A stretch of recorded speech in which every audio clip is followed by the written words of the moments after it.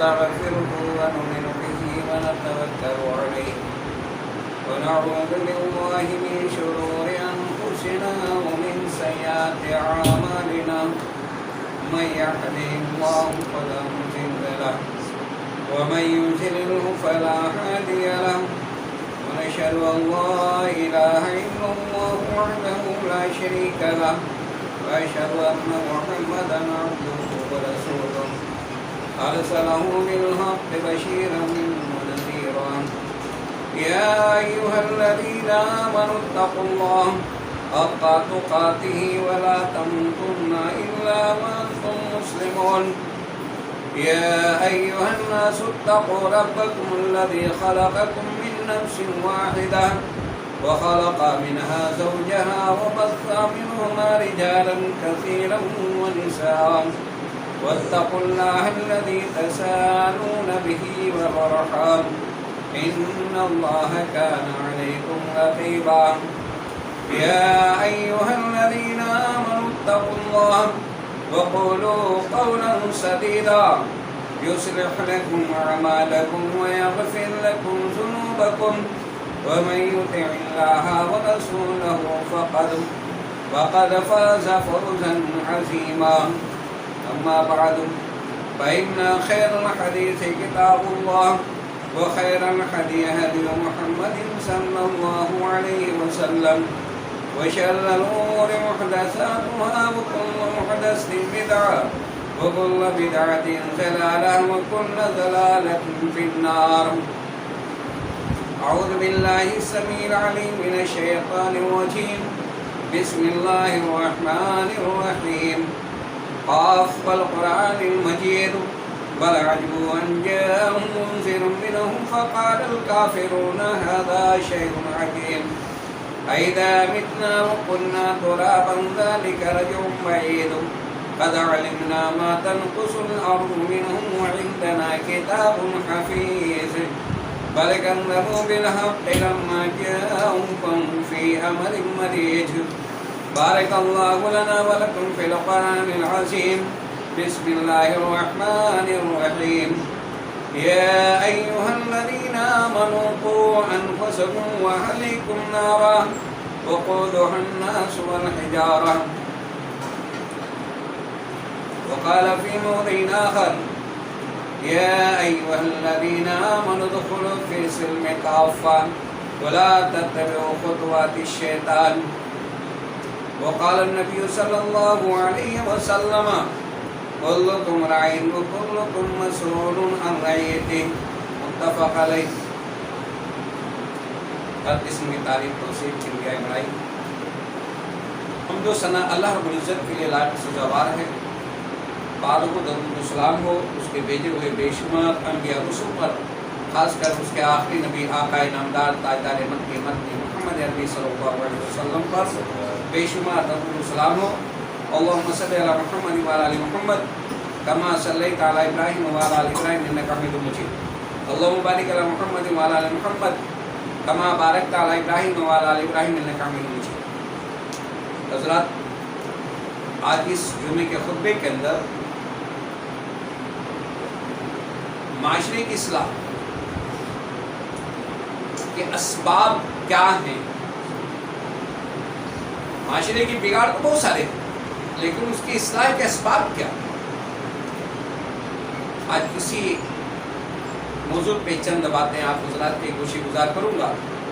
اللہ سے دعا ہے کہ سب سے پہلے مجھے اس پہ عمل کرنے کی توفیق عطا فرمائے اور پھر ہم تمام لوگوں کو اس کے اوپر توفیق یعنی عمل کرنے کی توفیق عطا فرمائے. حضرات، جو قرآن مقدس کی ایک آیت پہلی ہے آپ حضرات کے سامنے جو رکھا ہوں، یا ایھا الذین آمنوا قوا انفسکم، کہ ایمان والو تم اپنے آپ کو بچا لو. یعنی سب سے پہلے انسان کو یعنی ایک مومن کو اپنے آپ کو بچا لو. معاشرے کی اصلاح یہیں سے ہوگی. یعنی آدمی سب سے پہلے خود دیکھے کہ میں کیا کر رہا ہوں. اور جب تک انسان اپنے آپ کی اصلاح نہیں کرے گا، جب تک وہ بیوی کا اصلاح نہیں کر سکتا. اور یہ دو ہستیاں ایسی ہیں کہ جن کے ذریعے پورا خاندان چلتا ہے، اور پھر یہیں سے معاشرے کی اصلاح، یعنی ہر کوئی اپنی اپنی اگر ذمہ داری لے لے تو یاد کر لو ہمیں یہ کہنے کی ضرورت نہیں پڑے گی کہ معاشرہ بہت ہی بگڑا ہوا ہے۔ ہم تو بڑے دڑلے کے ساتھ بولتے ہیں معاشرہ بگڑا ہوا ہے، لیکن بگڑنے کے اسباب کیا ہے اس کے اوپر ہماری نظر نہیں، کہ ہم خود اس کے بگاڑنے کے وجہ، اس کے ذرائع ہم خود ہیں۔ مجھے پہلی چیز یہ کہ ہمارے اپنے اصلاح میں کرنی ہے کہ ہمارا معاملہ کیا ہے، ہمارا کھانا پینا کیسا ہے، ہماری رزق کیسی ہے، ہم گھر سے نکل رہے ہیں، ہمارے قدم جب گھر سے نکلتے ہیں تو آیا ہم وہ دعا پڑھ کے نکلتے ہیں، اللہ کو بھروسہ کرتے ہوئے نکلتے ہیں، اور حرام رزق سے بچنے کی نیت سے ہم نکلتے ہیں، یا نکلتے ہیں رزق آئے کیسی بھی آئے لیکن چاہیے، اور اگر کیسی بھی چاہیے اگر ہو گیا، اللہ کے اوپر بھروسہ نہیں، سب سے پہلے انسان جب نکلا نہ بسم اللہ کیا، نہ بسم اللہ توکلت علی اللہ لا حول ولا قوت الا باللہ پڑھا ہی نہیں، اللہ کے اوپر بھروسہ کر کے وہ نکلا ہی نہیں، تو یہیں سے بگاڑ، شیطان ہی سے لگ گیا۔ اب اگر وہ دن بھر ادھر ادھر گھوما پھرا، رزق نہیں ملا، اب اسے کہیں ایسی رزق مل گئی، یہ ہے کہ اس کے اندر حرام کی آمیزش ہے، لیکن چونکہ وہ اللہ کے اوپر بھروسہ کر کے نکلا نہیں تھا، تو اب ایسی صورت میں اس رزق کو وہ حاصل کرے گا۔ اب یہ بتائیے جب ہم اس رزق کو، حرام رزق کو جب ہم نے حاصل کیا تو معاشرہ اصلاح کہاں ہوگی؟ نہیں ہوگی۔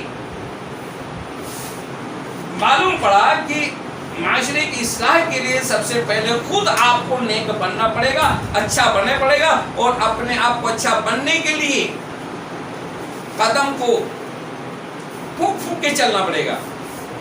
کیوں؟ اس کے لیے کہ اللہ کے نبی صلی اللہ علیہ وسلم نے کیا کہا؟ الدنیا سجن المومن، وہ جنت الکافر۔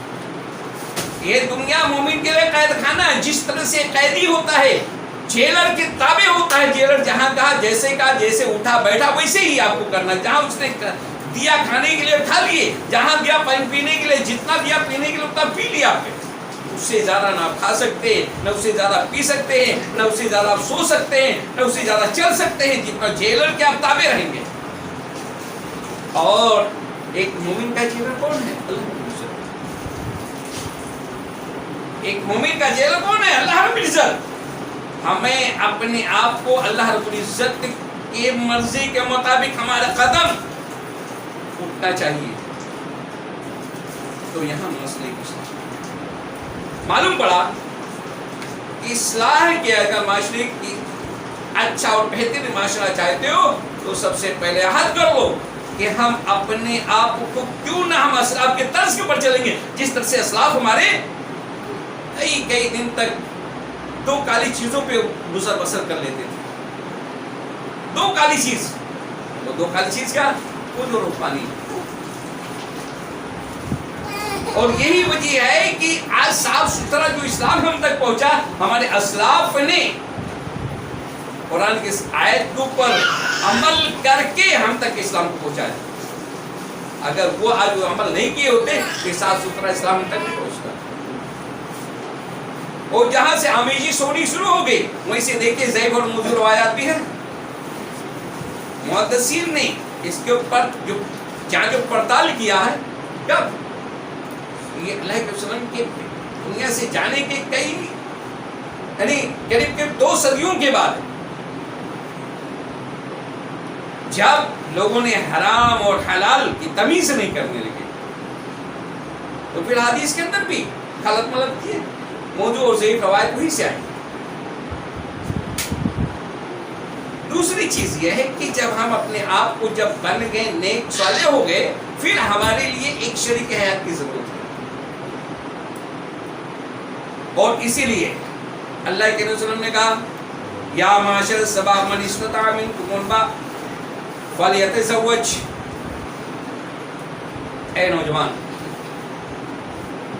اے اے نوجوان، جب تمہارے اندر استطاعت ہو جائے نکاح کے تو چاہیے تم نکاح کر لو. اب نکاح کس سے کرنا ہے؟ آج ہم نہیں دیکھتے کہ نکاح کس سے کریں. مشرک ہے، ملحد ہے، ملحد ہے، کافر ہے. کافر تو نہیں، لیکن ہم یہ نہیں دیکھتے، ہم یہ صرف دیکھتے ہیں وہ کلمہ پڑھ رہا لیکن اس کے عقائد کے اوپر آیا وہ مشرک ہے کہ ملحد ہے یا ملحد ہے، ہم اس کی تمیز نہیں کرتے. اور اس کی تمیز نہ کرنے کی وجہ سے آج ہمارے معاشرے کے اندر جو بگاڑ ہے کہ ہم خود جب ہم نیک تو بن گئے لیکن جب شریک حیات کے انتخاب کرنے کا وقت آیا تو ہم نے وہاں اس چیز کی نہیں، کیونکہ قرآن نے اس کے اوپر تاکید کیا. سورہ بقرہ پڑھیے، اللہ نے کہا کہ مشرکہ سے ایک مومن نکاح نہیں کر سکتا جب تک وہ موحد نہ ہو جاوے. مشرکہ سے نکاح نہیں، اور اسی طرح ایک مشرک سے ایک موحدہ کہ نکاح نہیں کر سکتے جب تک وہ موحد نہ بن جاوے. قرآن کے سورہ بقرہ کے اللہ نے کہا. تو آج ہم کیا کرتے ہیں عقائد پہ؟ تو اپنے خطبے میں ہم اب یہ کہتے ہیں کہ بھائی فلانا تو فلاں یہ ہے، تقلید شرک ہے، فلاں شرک ہے، لیکن ہمیں جب لانے کا ہوتا ہے تو ہم ایک مشرکہ کو ایک موحد کے گلے میں لا کے باندھ دیتے ہیں، یا اسی طرح سے ایک موحدہ کو ایک مشرک کے گلے میں باندھ دیتے ہیں. جب یہ بتائیے دونوں عقائد میں ایک جیسے نہیں ہیں. مثال ایسے ہی ہے کہ یہ فصل کا یہ وقت کیا گیہوں کا، اب ایسی سیزن میں آپ دھان ڈال دیں تو کیا پیدا ہوگا؟ دھان کے لیے ضرورت ہے پانی کی، دھان کی ضرورت ہے پانی کی، اس کے اندر پانی رہنا ضروری ہے تب جا کر کے دھان پیدا ہوگا. اور گیہوں کے لیے اگر ہم بارش میں یعنی آষاڑھ میں ہم گیہوں بولتے یعنی جون کے مہینے کے اندر تو گیہوں پیدا ہوگا؟ نہیں ہوگا. گیہوں کے لیے سردی کی ضرورت ہے. تو ایسے ہی ہے کہ اگر ہم اپنے بچوں کو موحد بنانا چاہتے ہیں تو دوسری شرط یہ ہے کہ جب شریک حیات کا انتخاب کریں تو موحدہ ہوئے، مومنہ ہوئے. اور اسی لیے اللہ کے نبی صلی اللہ علیہ وسلم نے ارشاد فرمایا ہے کہ دنیا کی تمام چیزیں نعمت ہے. الدنیا کلھا متاع، دنیا پوری کی پوری متاع ہے. وہ خیر متاع المرأۃ الصالحۃ، اور دنیا کی سب سے بہترین متاع کیا؟ نیک صالح بیوی ہے، نیک صالح عورت ہے. اور جب نیک صالح عورت ہوگی بچوں کو نیک صالح بنائے گی. میں ایک واقعہ بتاؤں ایک اسکول کا. ایک سر نے بچوں کو سے کہا کہ بچے تم موسم بہار کی جو ہے ایک تصویر بنا کے لے آؤ. ایک ٹیچر نے کہا کہ موسم بہار کی تصویر بنا کے لے کے آؤ. تو بہت سارے بچے اور بچیاں بنا کے لے کے آئے. ایک بچی چھوٹی موٹی نان مون یعنی لگ بھگ 5 سال یا 6 سال کی بچی ہے، وہ قرآن کی تصویر بنا کے لے کے آئی. ٹیچر دیکھتی ہے تو خفا ہو جاتی ہے. ارے میں نے کہا موسم بہار کی تصویر بنائی اور تم نے قرآن کی تصویر بنا کے لے آئی. بچی بڑی معصوم الفاظ میں جواب دیتی ہے، کہتی ٹیچر رات میں جب میں سوتی ہوں میری ماں مجھے قرآن کے آیتوں کو پڑھتی ہے، سمجھاتی ہے اور کہتی بیٹی یہ اس پہ عمل کرو کہ یہی عمل یہی قرآن تمہارے موسم بہار ہے. اور موسم بہار کیا؟ جنت. جنت کے اندر کبھی خزاں کا نہیں، وہاں دھوپ کا سائبہ نہیں، ہمیشہ آپ کو ہریالی ہریالی نظر آئے گی.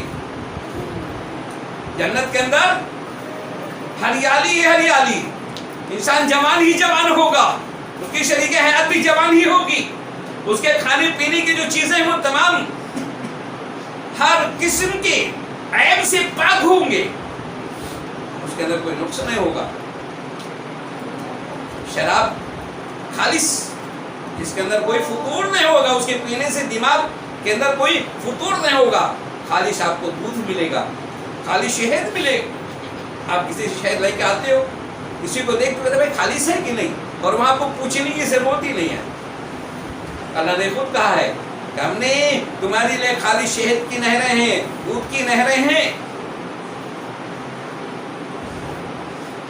یہ اللہ تبارک تعالیٰ نے قرآن کے اندر کہہ دیا.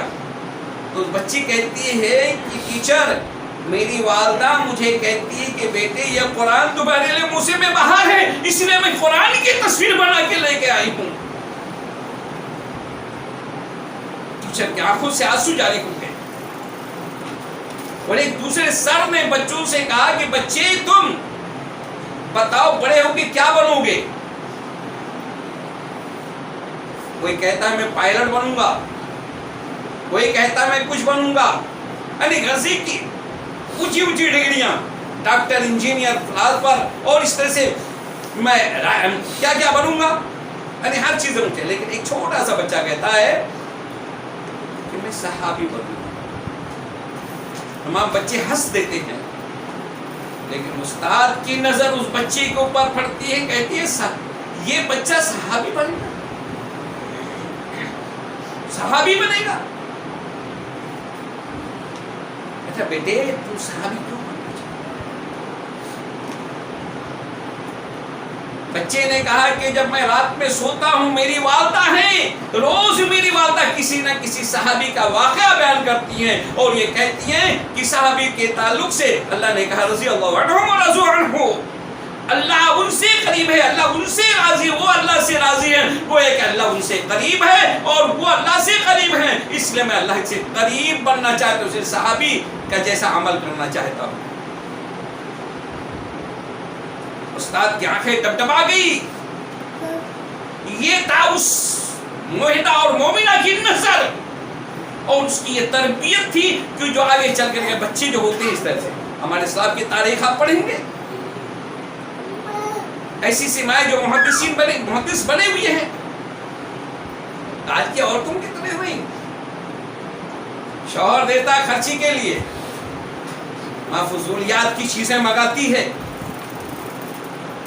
نہیں، ہمارے اسلام کی عورتیں جو تھیں وہ بیویاں، وہ عورتیں تھیں، شوہر دیتا تھا خرچ کے لیے، اپنے بچوں کی تعلیم کے اوپر خرچ کرتی تھی، تربیت کے اوپر خرچ کرتی تھی، تب جا کے بڑے بڑے محدثین بنے ہوئے ہیں.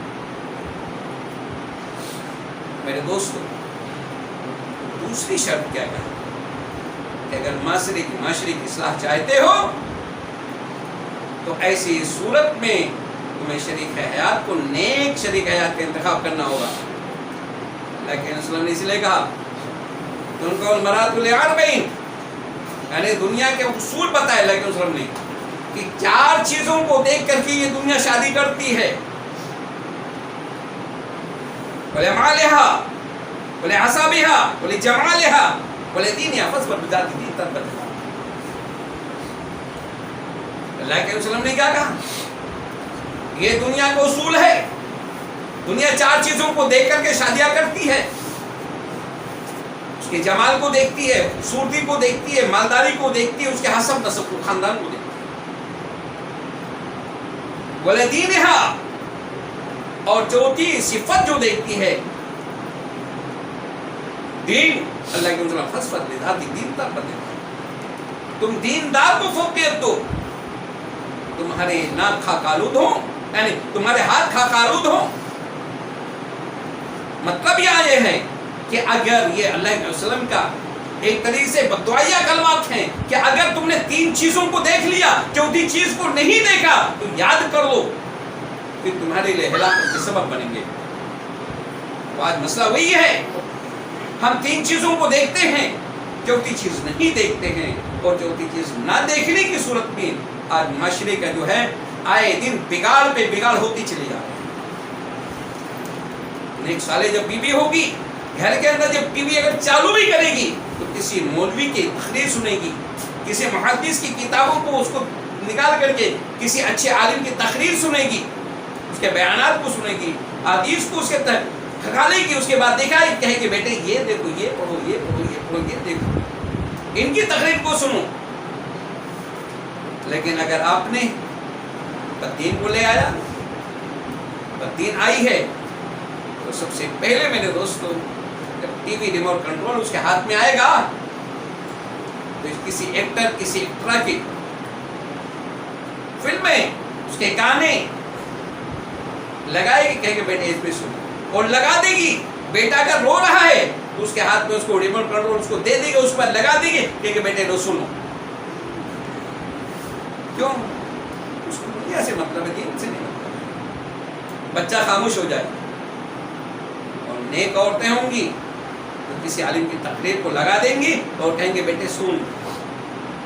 और अगर ज्यादा तो उसको हर तरह से बहकाने के लिए उसकी झापड़ भी देगी, मारेगी भी, लेकिन उसको गाने के करीब नहीं जाने देगी। मेरे दोस्तों, अल्लाह तआला ने कहा या अय्युहल्लज़ीना आमनू क़ू अनफुसकुम व अहलीकुम नारा, क्या ईमान वालो तुम अपने आप को और अपने घर वालों को जहन्नम की आग से बचाओ। जहन्नम की आग से बचाने की सूरत यही है कि अपने आप को नेक बनना है। दूसरी आयत जो आप हजरात के सामने मैंने रखा था, या अय्युहल्लज़ीना आमनू उदखुलू फ़िस्सिल्मि काफ़ा, कि ऐ ईमान वालो तुम अपने आप को यानी मुकम्मल तौर पर इस्लाम में दाखिल हो जाओ। या अय्युहल्लज़ीना आमनू उदखुलू फ़िस्सिल्मि काफ़ा, ऐ ईमान वालो तुम इस्लाम में मुकम्मल तौर पूरे के पूरे दाखिल हो जाओ। वला तत्बिउ शैतान, और शैतान के नक्शे कदम, शैतान के तरीकों को मत करो। क्यों? इसलिए अल्लाह देगा आगे, इन्नहु लकुम अदुव्वुन मुबीन, वो तुम्हारा खुला हुआ दुश्मन है। क्या वो? तुम्हारा खुला हुआ दुश्मन है। तो जब खुला हुआ दुश्मन है तो उसके नक्शे कदम पे हमें देखना है कि क्या है। हम घर से कदम निकाल रहे हैं तो हमें ये देखना है कि घर से कदम निकालने से पहले हमें ये देखना है कि मेरे पीछे शैतान लगा तो है लेकिन मुझे कोई गलत काम ना कर सके, इसलिए फुट करके भी चलना।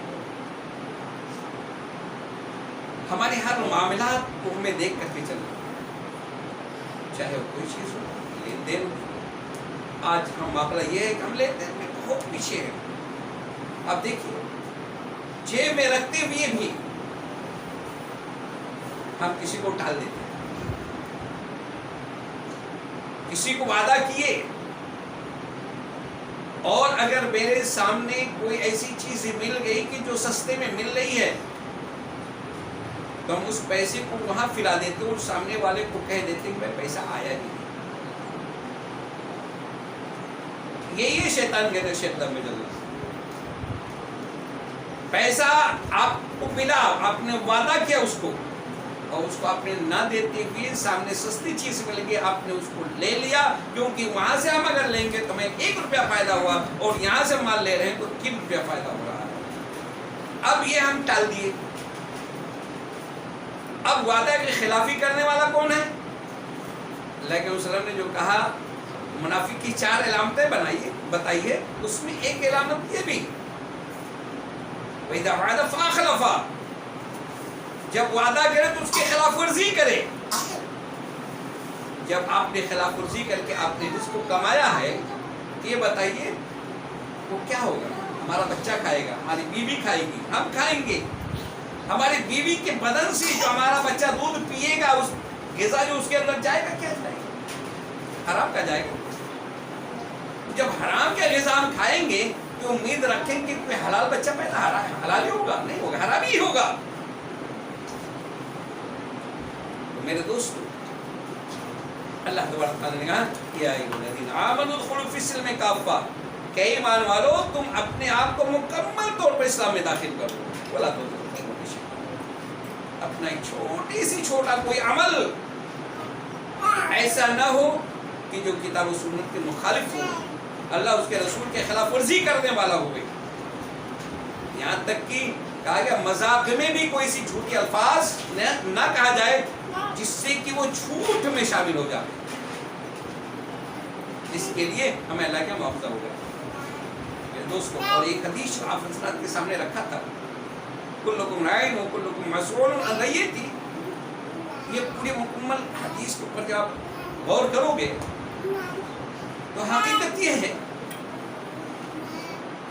کہ ہم اگر اس حدیث کے اوپر غور فکر کریں اور اس کو عمل کرنا شروع کر دیں تو یقین مانیے کہ انشاءاللہ ہمارا معاشرہ جو ہے اصلاح ہوگی، بہترین ایک اچھا معاشرہ بن جائے گا۔ اللہ کے حضور میں کلکم راعٍ وکلکم مسئول عن رعیتہ، ہر کوئی ایک نگہبان ہے، چرواہا ہے، دیکھ بھال کرنے والا ہے، اور اسے اپنی نگرانیت کے تعلق سے، اپنے رعیت کے تعلق سے، اپنے ریوڑ کے تعلق سے اسے سوال کیا جائے گا۔ اللہ کے رسول آگے کہا فالامام راعٍ وهو مسئول عن رعیتہ، بس امام یہ کون ہے؟ رائی ہے، چرواہا ہے، ایک نگراں ہے، بس اس کے اپنے ریوڑ کے تعلق سے، اپنے ماتحت لوگوں کے تعلق سے سوال ہوگا۔ امام سے مراد آپ یہ مت سوچیے مسجد کا امام،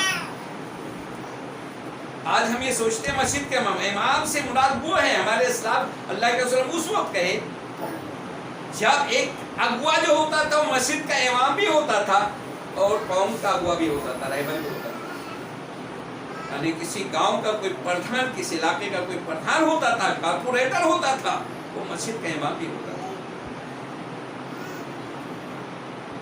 گورنر ہوتا تھا، مسجد کا امام ہوتا تھا، قاضی ہوتا تھا کسی علاقے کا، جس علاقے اس علاقے کا کسی مسجد کا امام بھی ہوتا تھا، ایک جج ہوتا تھا، امام بھی ہوتا تھا، اور جب امامت اس کے ہاتھ میں تھی اور رہبری بھی تھی تب انصاف تھا، چوری نہیں تھی، دیانتداری تھی، امانت داری تھی، بددیانتی نہیں تھی۔ اور جب سے ہم نے امامت کو مسجد تک ایک بانٹ دیا، ایک باندھ دیا، اور قوم کی امامت ہم نے کسی چور اچکے کو، کسی زانی، کسی شرابی کے ہاتھ میں دے دیا، وہیں سے ایک بددیانتی چالو ہو۔ آپ دیکھیے عدل کا، امانت داری کا، حضرت عمر فاروق رضی اللہ تعالیٰ عنہ کے تعلق سے واقعہ جو مشہور واقعہ ہے کہ حضرت عمر فاروق رضی اللہ تعالیٰ عنہ وہ صحابی ہیں کہ جن کو دیکھ کر کے شیطان بھی اپنا راستہ بدل دیتا، وہ صحابی وہ خلیفہ بنے، انہوں نے ایک مثال قائم کیا۔ جب تک اسلام نہیں قبول کیے تھے مسلمان ڈرتے تھے، اور جب اسلام قبول کیے تو خانہ کعبہ کے اندر اعلان آ کر کے نماز پڑھی۔ تمام کے تمام صحابی جو ہے مکہ سے جب مدینہ ہجرت کیے تو چھپ چھپ کر کے کیے۔ عمر فاروق جب مکہ سے نکلے تو اعلانیہ کہ لوگوں سن لو اے مکہ والوں، میں نکل رہا ہوں، جا رہا مدینہ۔ ہے جسے اپنے بیوی کو بیوہ کرنا ہو تو آ جائے، یعنی غرضی کے بہت، لیکن عمر فاروق اعلانیہ مکہ سے مدینہ گئے۔ جب یہ خلیفہ بنتے ہیں ایک وقت آتا ہے مال غنیمت آتی ہے، اس میں کچھ چادریں آتی ہیں، سب کو ملتے ہیں۔ عمر فاروق کو بھی ایک امیر المومنین حضرت عمر فاروق رضی اللہ تعالیٰ عنہ کو بھی ایک چادر ملتا ہے، ایک کپڑا ملتا ہے۔ اور جب جمعہ کا خطبہ، منبر پہ آتے جمعہ کا خطبہ دینے کے لیے، तो देख रहे हैं कि उनका पूरा जुब्बा तैयार हुआ है। सहाबी सवाल कर बैठते हैं कि मेरे फारूक आप मिंबर पे नहीं चढ़ सकते हैं, आप मिंबर पे नहीं चढ़ सकते हैं। जो वो माले गनीमत में से जो चद्दर हम लोगों को मिला, जो कपड़ा हम लोगों को मिला, हमारा सही तरीके से कुर्ता नहीं हुआ, आपका जुब्बा हो गया, आप पहने, इसको आप खुलासा कीजिए। मिंबर से उतर गए और अपने बेटे से कहा अब्दुल्ला खड़े हो और बताओ। नाचे आते अब्दुल्ला रज़ियल्लाहु ताला अन्हु खड़े होते हैं और कहते हैं कि लोगों सुनो, मेरे वालिद के पास एक ही कपड़ा था जो पोसीदा हो चुका था, मैंने अपने हिस्से का भी चद्दर मैंने अपने वालिद को हिबा कर दिया, इसलिए हमारे वालिद को जो है कुर्ता ने जुब्बा हो गया तैयार। फारूक रज़ियल्लाहु ताला अन्हु कहते हैं कि लोगों इत्मीनान हुआ, कहते हैं कि हाँ। अब बोले क्या मिंबर पे चलूं, खुतबा दूं? कहते हैं हाँ चढ़िए। फिर आते उन्हें फारूक रज़ियल्लाहु ताला खुतबा दिए। आज ये रोना है, किसी मस्जिद के इमाम को हम जिल्लत की नजरों से देखते हैं।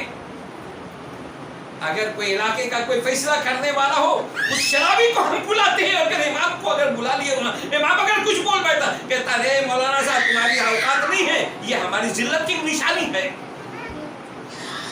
और मस्जिद को इमाम को हम इतना जलील समझते हैं, इतना हमसे एक नीच और एक हकीर समझते हैं, और ये हमारी हकारत की है कि पूरी जो हमारे मुल्क के अंदर हमारी इज्जत नहीं है, ये कि हमने अपने उलमा की इज्जत करना बंद कर दिया है। हमने अपने उलमा को मस्जिद के इमाम इस मुसल्ले तक अपने उसका रहबर बनाया, कौम का रहबर नहीं बनाया, मुल्क का रहबर नहीं बनाया, हमने किसी इलाके का रहबर नहीं बनाया। इसलिए बदज्ञानती चालू है, बेईमानी चालू है।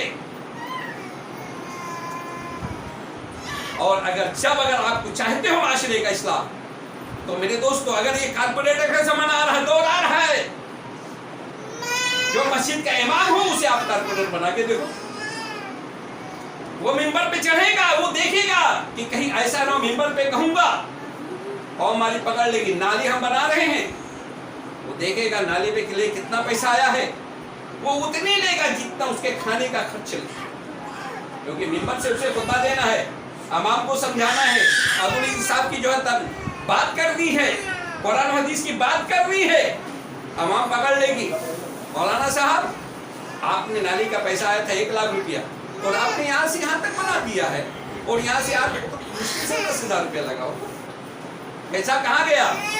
वो इमाम मिंबर पे चढ़ने से पहले सोचेगा कि मिंबर पे चढ़ूं कि ना चढ़ूं। हमारे इस्लाम जब तक मस्जिद के इमाम भी थे, कौम के भी इमाम थे, अमानतदारी थी, दयानतदारी थी, और जब से हमने बांट दिया है तब से मामला ये बेईमानों का है। अल्लाह से दुआ है कि बारिल्लाह हमें सही मानों में किताब सुन्नत पर अमल करने की तौफीक अता फरमाए। जब तक हम दुनिया के अंदर रहे, हमें ईमान इस्लाम पर रखे, खात्मा